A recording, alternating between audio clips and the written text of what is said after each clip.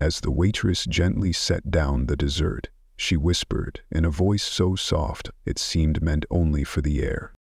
"If you're thinking of applying here, don't. This place is a trap." No panic in her eyes, no hesitation, just the weariness in her tone, the kind that builds after holding back for too long. To her, the man across the table was just another weary traveler, grabbing a quiet dinner and nothing more. But he wasn't just anyone. That man, in the frayed flannel shirt, cheap watch, and the quiet presence of someone used to long, silent roads, was Jackson Reeves, founder of the Ironwood Grill restaurant chain. The man who once stayed up nights perfecting his sauces, who once carved the wooden chairs in his very first restaurant with his own 2 hands. And the second he heard those 7 words, he knew something had gone badly off track. The warm, golden lights, the aroma of charred steak, the soft clinking of silverware, it was all a cover. A well-lit stage curtain hiding a machine that had begun to rot from the inside. A system powered by good people quietly being wrung dry. And this waitress, too tired to keep pretending, had just lit the match, a spark that could burn down an empire if the right person was listening. The last time Jackson sat in an Ironwood Grill was opening night in Chicago. Champagne flowing, oak-scented handshakes, and congratulatory toasts soaked in ambition. Back then, everything still felt like a dream come true. That was 4 years ago. Tonight, there were no lights, no cameras, just a gray rental car parked quietly in the lot and a man sitting in the dark, still as stone. No one noticed him. He didn't want to be noticed. He wasn't a founder tonight, not a CEO. He was just a man chasing the truth, a truth buried beneath glowing reports and empty smiles. Jackson sat in the car, watching Ironwood Springfield like a house he once built but no longer recognized. From the outside it looked the same, warm amber lights, rustic wood beams, the familiar Ironwood sign hanging like a soft greeting. But inside something was gone. It looked like a stage where the show had ended long ago, the lights still on, the audience gone. A trash can near the entrance overflowed, paper napkins fluttered around the patio floor. A bulb near the host stand flickered non-stop, like it was begging for help. No one would call it a failure, but to Jackson, it was the first symptom of something deeper. 15 years ago, Ironwood was just a food truck parked next to a lumber yard in Kansas. Jackson knew every name back then, every cook, every dishwasher, every server. They were pieces of the dream. Now, he wasn't even sure who signed the quarterly reports. Springfield had been sending out warnings for months. High turnover, low reviews, 3 managers quitting in under a year. The last one had left without notice, just one short message. Then, head office had sent people. They came back with generic summaries. Temporary staffing challenges, market shift post-COVID, localized morale decline. But Jackson never believed in convenient declines. He believed in systems. And when a system that once worked starts to fall apart for no clear reason, someone inside it is getting crushed. He pulled his cap low, checked the mirror once more, then stepped out of the car. The scent of seared steak hit him instantly, a memory he hadn't realized he missed. His boots crunched against the gravel as he made his way to the entrance. Just then, a family of 4 walked out. The father muttered something about the slow service. It was a throwaway comment, but for Jackson, it was the final click, the last piece falling into place. He took a deep breath, grabbed the familiar wooden handle, and walked into what used to be the heart of his dream, and now might just be the burial ground for everything he once believed. Inside, the space still looked nearly identical to how he had designed it. Leather booths lining brick walls, pendant lights casting soft halos over each table. In the far corner, the fireplace crackled gently, still offering its quiet comfort. A young hostess approached, smiling with her mouth but not her eyes. "Welcome to Ironwood Grill," she said, her voice cheerful but robotic. Jackson nodded, raising his tone just slightly to sound lighter, more casual. "Yes, just me. Somewhere quiet if you've got it." She led him to a tucked-away booth near the back, a perfect place to see everything without being seen. From his seat, he noticed several tables hadn't been cleared, empty bread baskets, napkins untouched, like they'd been abandoned mid-shift. A server passed by quickly, not with the calm rhythm of experience, but the frantic energy of someone putting out fires with bare hands. The music overhead was too loud. The flow of the room, once carefully choreographed, was off-beat, off-balance. Jackson leaned back into the leather seat, scanning the restaurant like a stranger and like a father seeing his child lost in a crowd. This wasn't just a rough night. It wasn't just bad staffing. This was erosion, something crumbling from the inside. And it hadn't started at the bottom. This came from the top. A few minutes passed before a waitress approached, early 30s, neatly tied hair, pressed apron, her name tag read Elena. Her smile was practiced, professional, but her eyes told another story. "Hi there, I'm Elena. I'll be taking care of you tonight. Can I start you off with a drink?" "Just water, maybe a glass of the house red if it's decent," Jackson said, watching her carefully. She nodded, a little surprised. "Coming right up," she said, setting the menu down with a quiet grace. "Our special tonight is mesquite grilled sirloin with rosemary potatoes, but honestly, the chicken's a safer bet, been more consistent lately." She dropped her voice on that last line, then walked off toward the bar. Jackson leaned back, letting the moment sit. Her words weren't defiant, they were deliberate, controlled, the kind of truth people only dare to speak when they're exhausted and quietly desperate for someone, anyone, to listen. He wasn't here for the wine or the chicken.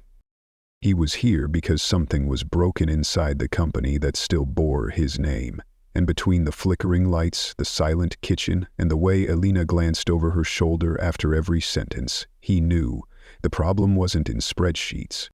It was in people. People who once believed they mattered, and now weren't so sure. If he didn't act, everything he'd built, every story told through every plate, was going to rot quietly from the inside out. The first half of dinner played out like a quiet test, and Jackson played his part flawlessly.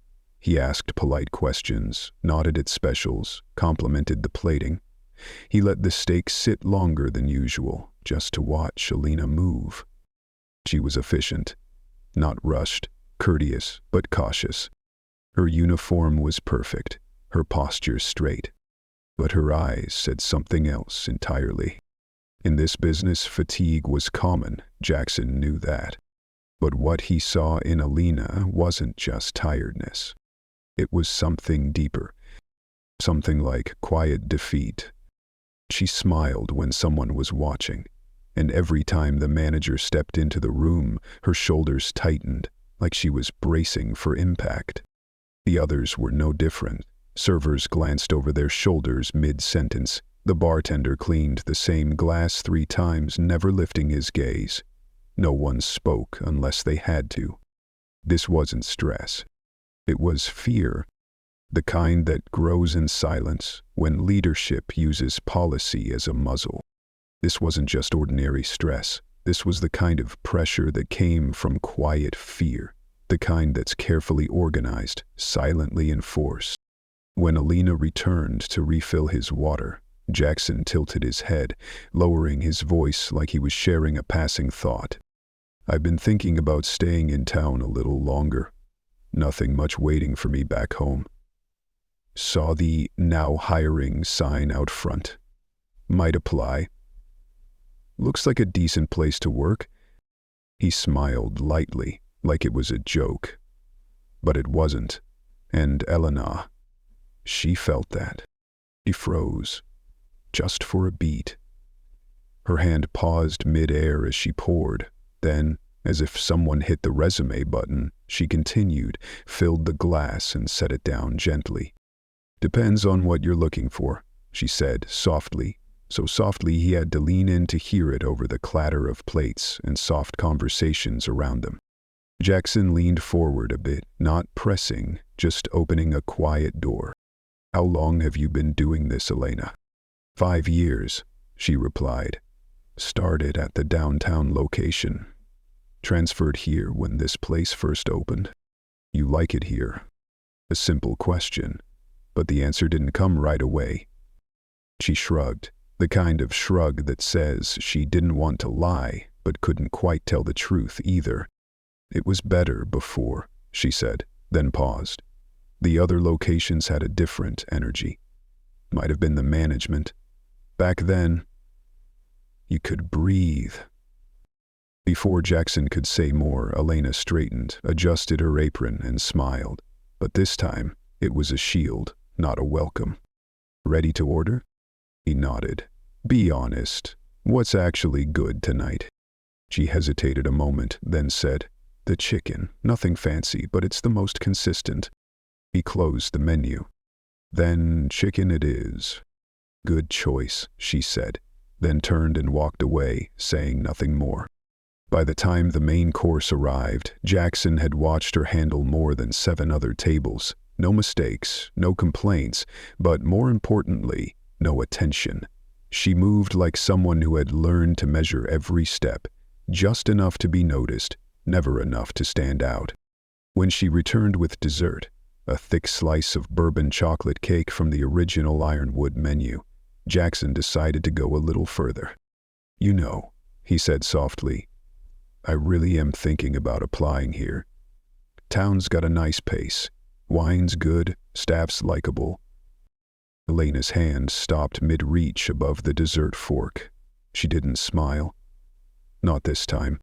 She looked at him, not with anger or suspicion, but with clarity, like someone who'd finally decided to stop pretending. "If you're seriously thinking of switching careers," she said slowly, "there are better options out there." He tilted his head, feigning surprise. "Oh?" Elena lowered her voice. "I probably shouldn't say this, but you seem like a decent guy. This place, it's not what it looks like. People make it sound great online. Good tips, advancement, benefits." She gave a short, tired laugh. It's just a trap." That word trap felt like it had been caged too long. It wasn't dramatic, it wasn't angry, it was worn-out truth, spoken by someone who still cared but was running out of reasons to. The word didn't shock Jackson. He'd suspected as much for a while. But hearing it out loud from someone who still showed up, still tried, cut deeper than he expected. He didn't respond right away, just nodded slowly, his voice quiet. "Thanks for the honesty." Elena blinked, as if realizing what she'd just said. She glanced around quickly, then stepped back. "I shouldn't have said anything, just forget it." And just like that, she slipped back into her role, walking away briskly, leaving Jackson sitting alone, staring down at a bourbon chocolate cake he once helped perfect in a test kitchen 15 years ago. Back then, it had tasted like pride. Tonight, it tasted like dust. The sounds of the restaurant filtered back in, clinking plates, scattered laughter, hurried footsteps. But Jackson no longer heard them. One thought sank in like a stone dropped in deep water. Something was very wrong. Not just with a single restaurant, not just one location, but with the entire system, and the woman named Elena had just handed him the key. The following evening, Jackson returned to Ironwood Grill just as dusk settled in and the dinner crowd began to swell. This time, he parked farther away, watching the building from a quiet distance. The parking lot was full, a sign that looked like success, but now he knew better.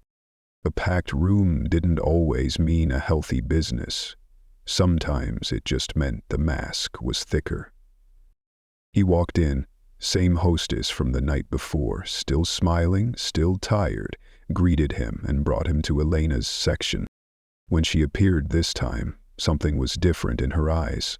Recognition, maybe, or guardedness. "Back already?" she asked, her voice carefully neutral. Chicken piccata was too good to stay away. Jackson smiled. "Still haven't found a place to live. Guess I'm becoming a regular." Elena didn't laugh, but she didn't walk away either. "Water and house red again?" "Exactly." She turned and walked toward the bar. Jackson turned his gaze to the rest of the restaurant. Now that he knew what to look for, everything was clearer.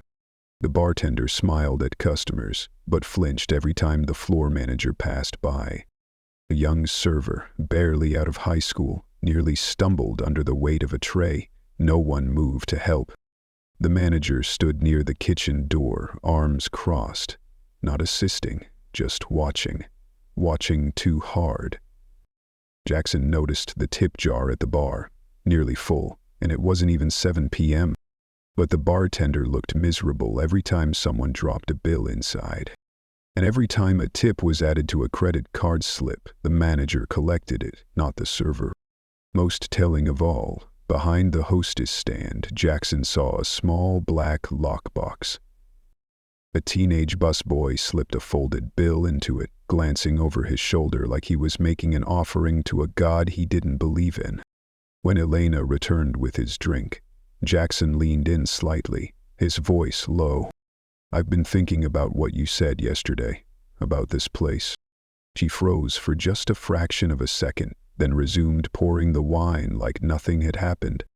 "I shouldn't have said anything.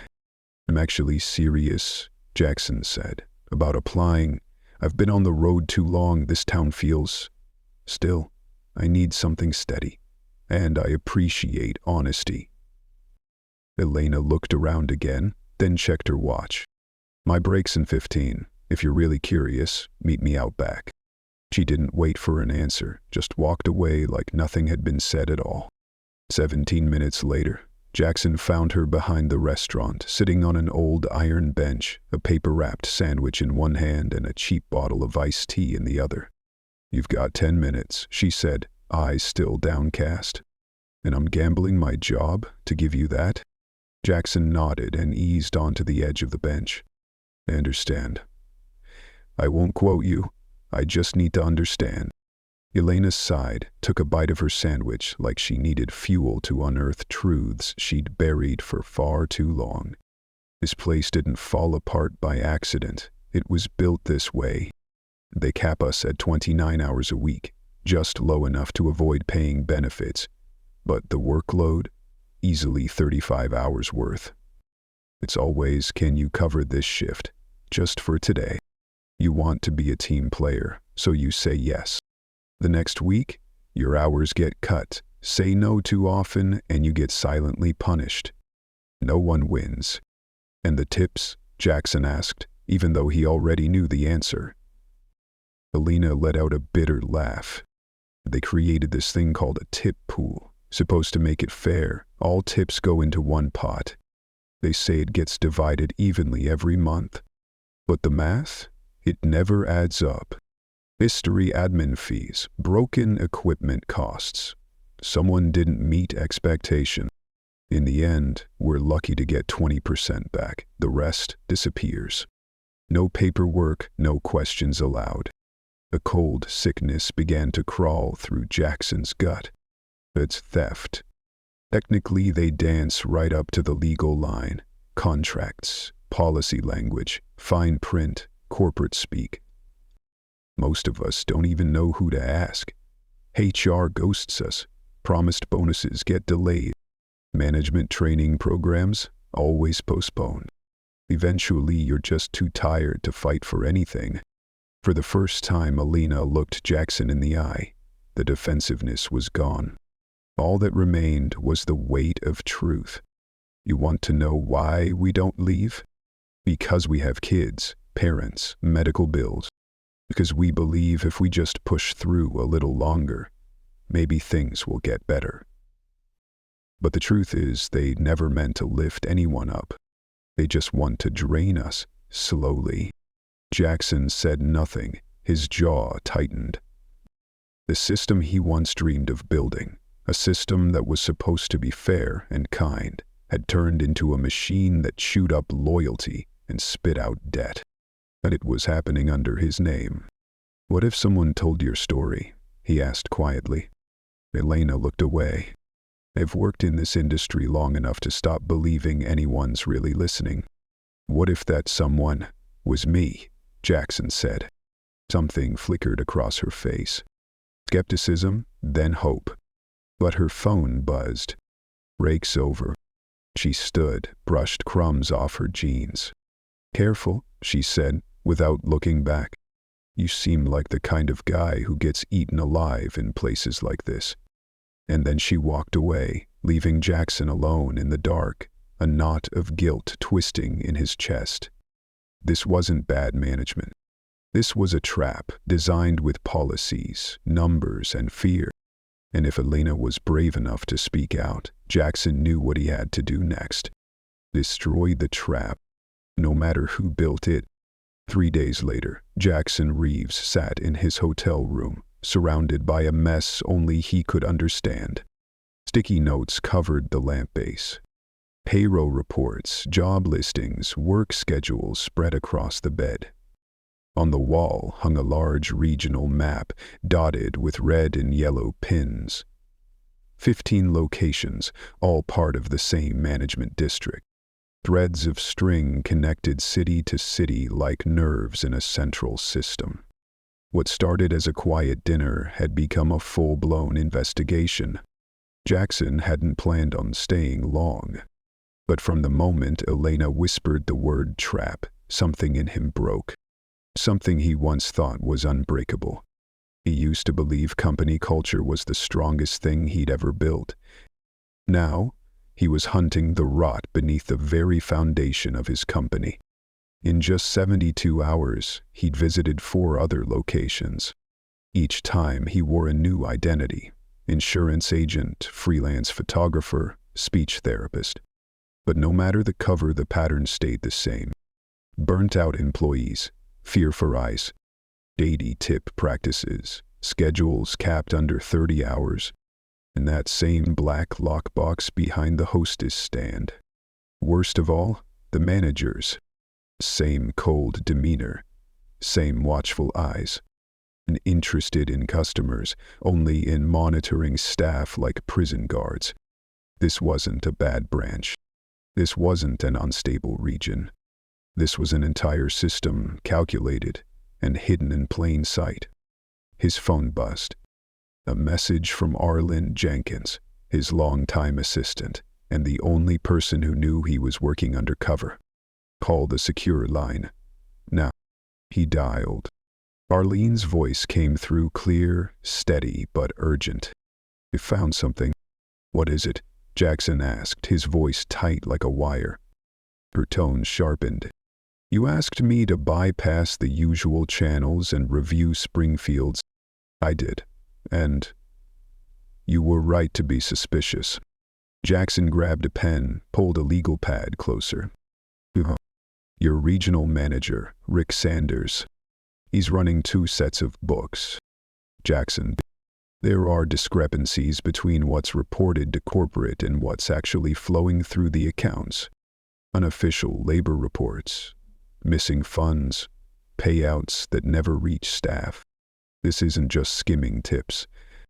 It's coordinated wage suppression, fraudulent reimbursements, and even a fake deduction fund tied to employee performance." Jackson closed his eyes. His heart was pounding. "How long?" "At least 18 months, probably longer." "Alone. And he's not alone. Is working with a payroll vendor, company name PayX." Jackson's eyes narrowed. "That's not one of our approved vendors." "It's not. They were pushed through last year during the expansion. Rick signed the contract himself. No one flagged it. Perfect references, good rates. But when I dug deeper, PayX was formed just 3 weeks before bidding. And all their references? Shell companies. Jackson stood abruptly. His chair groaned under the sudden motion. How much? Conservative estimate, $6 million. Drained from wages, tips, bonuses. Laundered through PayEx, rerouted to offshore accounts. And if you track Rick's lifestyle, it matches the timeline perfectly. Second home in Aspen, a new boat, and his wife wearing jewelry that could wipe out a year of server bonuses in one night. Jackson didn't speak. His silence wasn't confusion. It was calculation. Why didn't anyone catch this? He finally asked. Because someone at corporate is covering for him, Erlen said. Employee complaints were filed but marked resolved without ever being investigated. Jackson's jaw locked. We're still tracing it, but it's not H. It's someone higher, possibly finance. And there's more. Remember Sophia Chen? Internal auditor. She flagged expense inconsistencies last year. She wrote a report about Springfield months ago, and it was buried. He called out irregularities in the tip structure. Someone made that report disappear. Still with us, still watching. And she wants to speak to you, off the record. Jackson exhaled slowly. The fire inside him wasn't just rage now. It was grief. Grief for every employee who stayed late, picked up extra shifts, trained new hires, and smiled through exhaustion, while their paychecks vanished into someone else's vacation fund. That night, Jackson didn't sleep. He called Sophia. She answered from a quiet back office at the Des Moines location, voice hushed but sharp. I can confirm everything Arlene found, she said, and it's bigger. It's not just Springfield. I'm seeing similar patterns in at least 2 other regions. Different payroll vendors, same tactics. This is a coordinated system of internal exploitation affecting at least 1/3 of your company. Jackson sat on the edge of his bed, staring at the map on the wall. What had started as a flickering light bulb and a tired waitress was now a cancer inside the bloodstream of Ironwood Grill. Jackson sat at the edge of the hotel bed, eyes locked on the map plastered with red pins. A flickering light bulb, tired waitress, and now an infection spreading through the very system he once believed was the soul of his life's work. We take it apart, Jackson said. His voice was low, steady. No sudden moves, no alarms. We dismantle the trap from the inside. Sophia paused on the other end of the line. You're really willing to see this through? Have to, Jackson replied. They didn't just steal money. They stole trust. And I'm going to take it back. Just days later, Jackson could feel the clock ticking down. Rick Sanders' emails had grown shorter, sharper, more erratic, sent at strange hours with cryptic phrases like streamlining payroll and compliance enforcement. It wasn't the language of confidence. It was the language of a man trying to fake calm while the walls closed in. Sophia confirmed it on a late-night call. Today alone, he filed 3 separate requests to unlock restricted funds. He knows the pressure's closing in. Back at Ironwood Springfield, Jackson saw it immediately. The air was colder. The staff moved faster, not from efficiency, but from fear. Rick had shown up unannounced the night before, gray suit, smile like a blade. He demanded tip reports from the previous month, pulled employees aside one by one and berated the shift manager loud enough for the kitchen to hear. Elena recounted it in a hushed tone as she poured water at a nearby table. He stood at the pass for an hour. Didn't say a word. Just watched. Then told the hostess she smiled too much. Said it looked suspicious. She looked more exhausted than usual. But this time, it wasn't just frustration in her voice. It was fear. That night, Jackson sat in his rental car for nearly 2 hours, engine off, watching employees leave in pairs and small groups.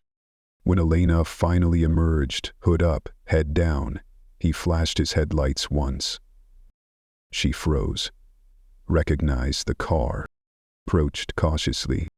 "What are you doing here?" she whispered through the cracked window. "You shouldn't be seen with me." "Get in," Jackson said softly. "Just 5 minutes." She climbed into the passenger seat without a word. Jackson didn't waste time. "I know what's happening. Not just here. Across the whole district. I know about the fake vendors, the missing tips, the buried complaints. And I know you're not the only one who wants this to stop." Elena turned slowly to face him. "You're not some guy looking for a job, are you?" Jackson was silent for a beat. Then he shook his head. "No, but you have to believe me. I'm here to make it right, and I've already started." He handed her a sealed envelope and an old flip phone. "In here is a list of employees from other Ironwood locations. People like you, people already gathering evidence. This phone connects only to them and to me. Nothing else, no trace." Elena sat still, her hands resting in her lap. "They've started checking lockers, spot-checking phones. They fired Jesse from the bar last week just for taking a photo of the schedule." "You're already risking a lot just by talking to me," Jackson said gently. "But this will help keep you safe. I need photos of the tip logs, screenshots of pay stubs, shift changes. Be methodical, be quiet.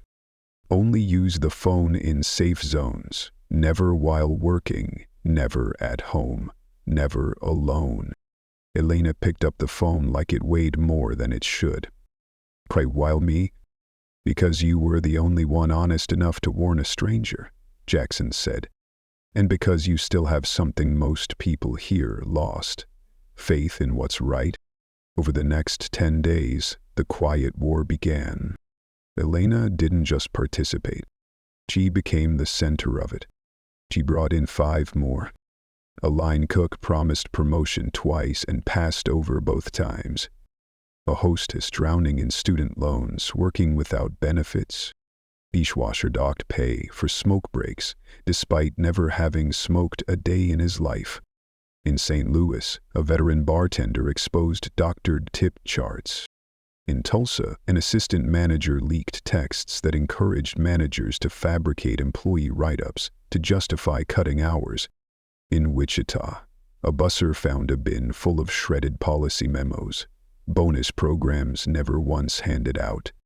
Behind the scenes, Marlene and Sophia gathered everything: time-stamped photos, internal files, data inconsistencies across locations.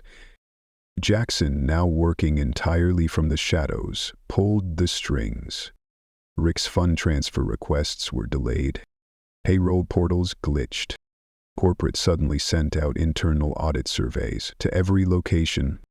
Rick had no choice but to act like everything was normal. But Rick wasn't stupid. He felt the shift. Called an emergency video meeting. He appeared calm, but the message was clear. No leaks, no rumors, no misrepresentation of company culture. At Springfield, Rick returned in person, this time with 2 men in suits. Cameras were installed in the break room. Phones were restricted for safety. Random bag checks began. Elena sent only one message that day. They know someone's watching. That night, in a secure group chat with all the Undercover staff, one message stood out. "We're almost there. Just a few more pieces. Don't back down. J.R." Jackson knew the final move was close. But Rick was cornered. And desperate men don't follow rules. If they didn't move soon, Bud would get burned. Maybe Elena. Maybe all of them. 15 minutes into Elena's shift, the knock came. She was restocking coffee mugs when the floor manager approached, arms crossed, eyes cold. "Rick wants to see you. Now." She followed silently, past the fryer hissing in the kitchen. No one made eye contact. Past the storage room, where the temperature logs hadn't been updated in months. Until they reached the office door. Rick Sanders sat behind the desk like he controlled the gravity in the room.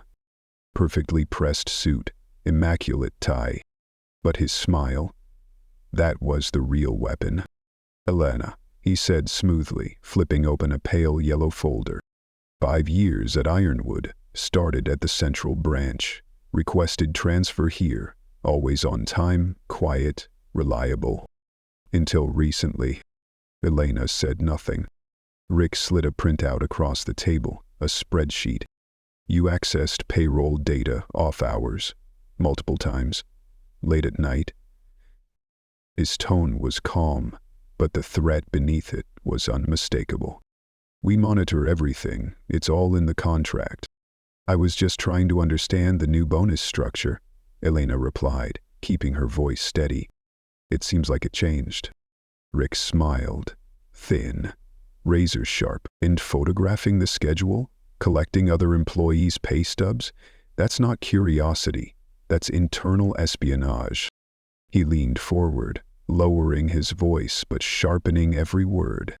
"We have reason to believe someone is feeding misinformation to outside parties, possibly competitors. That is grounds for immediate termination." He tapped his finger on the file. "Your paperwork's been processed. Security will escort you out after this conversation. And just a reminder, your NDA includes financial penalties if you disclose anything to third parties." Elena's stomach twisted, but before she could speak, a knock on the door. A receptionist poked her head in, panic in her voice. "Sorry to interrupt, but we have an emergency. A team from corporate just arrived. They're demanding an all-staff meeting. Right now." Rick's face darkened. "The meeting's next week." "They said it's today," the receptionist replied. "Staff's already gathering." Rick sprang up, straightening his blazer. "Stay put," he ordered Elena. Voice clipped, then turned and walked out like a man unsure if he was headed into a negotiation or an ambush. Elena stayed seated, her eyes fixed on the door. Her heart pounded. Then her pocket buzzed. Message. From the flip phone. "Go to the meeting, sit front row, trust me." She stood up, took a deep breath, and walked out. The dining room had been cleared in a hurry, tables pushed to the sides, chairs lined up like a makeshift town hall. Employees filled every seat, whispering nervously. 3 people stood at the front, 2 women, 1 man with his back turned. Elena immediately recognized one of the women, Sophia Chen, from the internal audit bulletins. Then Rick entered from the side door, trying to look composed. "Good afternoon," he said, stepping up to the group. "I'm Rick Sanders, regional manager." The man turned around. Rick stopped cold. I couldn't finish the sentence. It was Jackson Reeves. But not the Jackson in flannel and soft-spoken tones from a quiet dinner. This was Jackson in a black blazer, freshly shaven, the founder and CEO of Ironwood Grill, the man who built it from nothing with his own 2 hands. And he looked Rick straight in the eye and said, "Surprise inspection." Then added, "Actually, let's call it what it is, a purge." The room buzzed. Elena froze. The man who had listened quietly over chicken piccata held all the power. Jackson stepped forward. "For those who don't know me, I'm Jackson Reeves. 15 years ago, I started Ironwood with a simple belief: great food and good people should go hand in hand. But a few weeks ago I heard something that made it impossible to keep looking the other way. There was an employee, honest, trusted, who told a guest that his place is a trap. And she was right. Sophia and Marlene stepped up, opened a laptop. A large screen behind them lit up. Photos, payroll records, chat transcripts, bank statements." Jackson continued. "Over the past month, we uncovered a coordinated theft ring. Not just of money, but of trust, of dignity, of time you can't get back. You were promised bonuses, promised training, promised opportunity.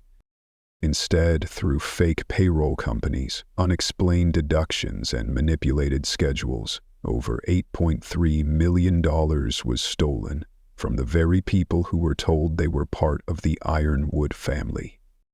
Gasps rippled across the room. On the screen, shift logs, tampered tip jars, altered schedules flashed by. This happened here, across this region.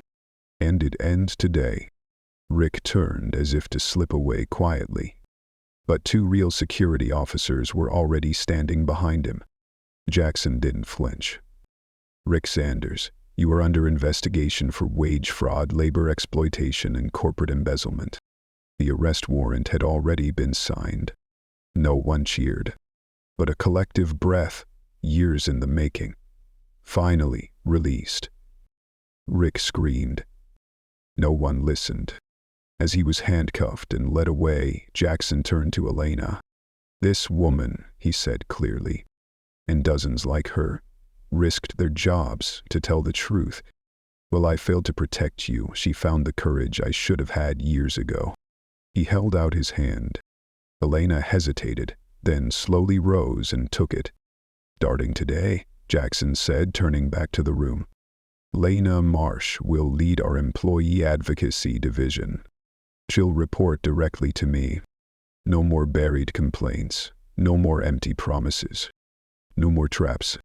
The room erupted into applause, at first uncertain, then real, deep, earned. For the first time in years, they weren't just staff. They were seen, heard, respected. 6 months later, Ironwood Grill, Springfield. The golden lights still glowed. The scent of seared steak still lingered in the air. The leather booths still bore the soft wear of time. But inside, everything had changed. What was once an environment choked by fear and pressure now pulsed with life, confidence, and shared purpose. Elena Marsh stood near the front desk. No apron, no order pad. Just a tablet in hand, reviewing schedules, logging notes, smiling gently at a new hire, fumbling with a tray of glasses. "You've got this," she said calmly. The young woman nodded, flustered but grateful. Just a few months ago, that same mistake might have led to a write-up, or lost hours. Now it led to guidance, to mentorship, to grace. The transformation hadn't happened overnight. It came from intentional, relentless effort. Jackson didn't just remove the rot, he replanted the roots. 2 weeks after Rick's arrest, a full audit swept every Ironwood location. 11 managers were dismissed. 3 former executives indicted. But the most powerful change didn't happen in a courtroom. It happened in the culture. Now, every tip went directly to employees, tracked in real time through a secure app. Every extra shift was paid properly. No more doing it as a favor. No more forgot to clock in. Health benefits were extended to anyone working 20 hours a week. Not just generous, but strategic. Because Jackson knew, if you want your people to care about the mission, you have to care about your people first. The ones who stayed. Turnover dropped by 70%. Customers smiled more, because now the people serving them wanted to be there. And Elena? She became a symbol. Appointed as Regional Director of Employee Advocacy, she visited every branch twice a month. Held open forums, no managers allowed, no scripted talking points. Give truth. Just like Jackson used to do, back when he knew every dishwasher's name. And Jackson, he didn't disappear into a boardroom after the purge. He came back to the ground. One rainy Thursday, he rolled up his sleeves to work the line in Wichita. One Friday night, he wiped down tables and taught a 17-year-old kid how to fold napkins, just like his mother once taught him. Every employee got a card, and one email on it. Jackson's. Not a secretary. Not a support inbox. In St. Louis, a cook named Miguel handed him a crumpled piece of paper. "I almost quit this industry, but now I'm starting over. Back in Springfield, the transformation was visible. Pay stubs now came with a QR code. Staff could scan and see everything. Hours worked, tips earned, taxes withheld. Crystal clear, no more secrets. Every week, the restaurant posted profit-sharing reports, not just how much was made, but exactly how much each person received.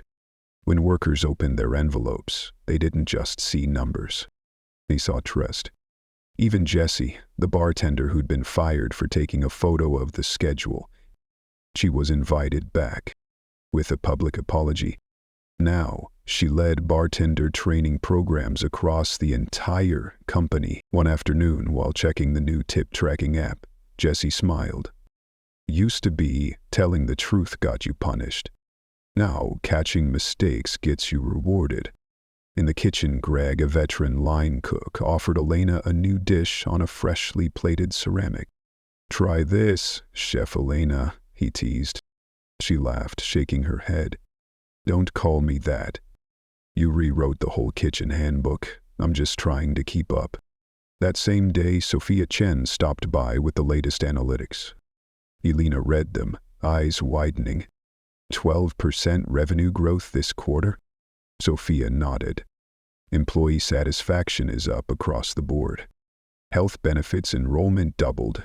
And for the first time, not one grievance was buried. Elena didn't say anything. She just stared at her tablet, at the reflection of herself in the screen, and whispered, "It's really working." That night, the restaurant hosted a staff and family dinner. The room buzzed with laughter, clinking dishes, kids darting between tables. It wasn't just a restaurant anymore. It was a home. Jackson arrived quietly. Dressed like any guest, his daughter perched on his shoulders, he greeted every staff member by name. No speech, no stage, just table to table, of listening. By night's end, with the guests gone and the lights dimming, Jackson found Elena in the kitchen, wiping down the counter, just like old times. He leaned against the doorframe. "Everything's really different now." Elena looked around. "It finally feels like it belongs to us." The old table in the corner where Jackson once sat is still there. Same cracked leather booth, same flickering fireplace. But no more quiet sighs. No more darting glances. No more whispered fear. Only warm voices, real food and life. Elena watched the floor. A new server carried out a birthday cake, smiling at a family of 5. Jackson watched with her, then asked, "What are you thinking?" Elena smiled softly. "I remember sitting in that corner for the first time. I felt trapped. But if not by the job, but by the lie that this was all I could ever hope for. That no matter how hard I worked, the power would always belong to someone else." She turned to him. "Now I'm the one holding the door open for others." Jackson said nothing for a moment. Then he reached into his blazer and pulled out a thin, well-designed folder. The cover was elegant, the contents simple. A single page. Mission statement. 3 logos. And 1 bold line. "The Ironwood Foundation. It launches next month," he said, "to fight for fair and transparent labor across the food industry. It starts with Ironwood, but it doesn't end here." Elena opened the folder, her eyes narrowed in focus. "You want me to lead it?" "If you want to, no pressure. But I've seen the way you work. How people trust you. You see the systems, others don't, and you're brave enough to speak." Elena leaned back, quiet. "I never thought someone like me would be offered something like this." "Which is exactly why," Jackson said. "You have to be the one to take it." The idea hadn't come from any boardroom. It came from Kansas. 2 months earlier, Jackson had spoken with Ruth, a night janitor of 6 years who'd never once received a raise. He asked her, "Why haven't you left?" She answered, "'Cause I believe it'll get better. I just don't get to be the one who decides that." That answer haunted him. He realized that fixing Ironwood wasn't enough, because out there were still so many traps. The problem wasn't just fraud. It was forgetting what it feels like to be small. Do you cover a shift when your coworker bails? Do you train someone new because you don't want them to fail? To smile for a table when your rent's late and your back hurts? And that kind of forgetting, that's what had broken the system.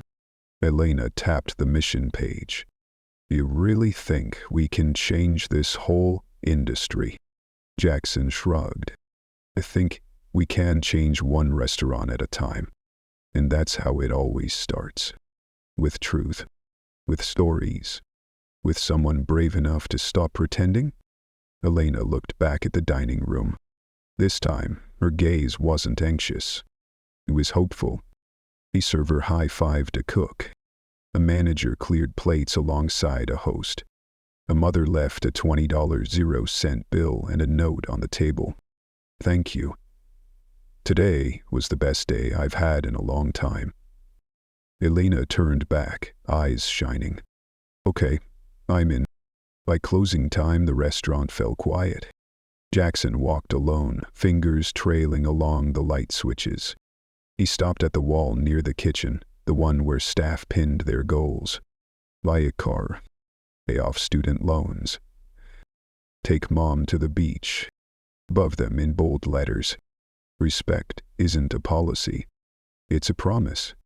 Jackson placed a hand on the wall. He thought of Elena, Rev, Jesse, Miguel. They didn't just work. They chose to stand for one another. And in doing so, he remembered what leadership really meant. Before leaving, he walked back to that old corner booth, sat down, pulled out a pen, and on a clean napkin he wrote 7 words. This place used to be a trap. Then, underneath, he added one more line. Now it's home.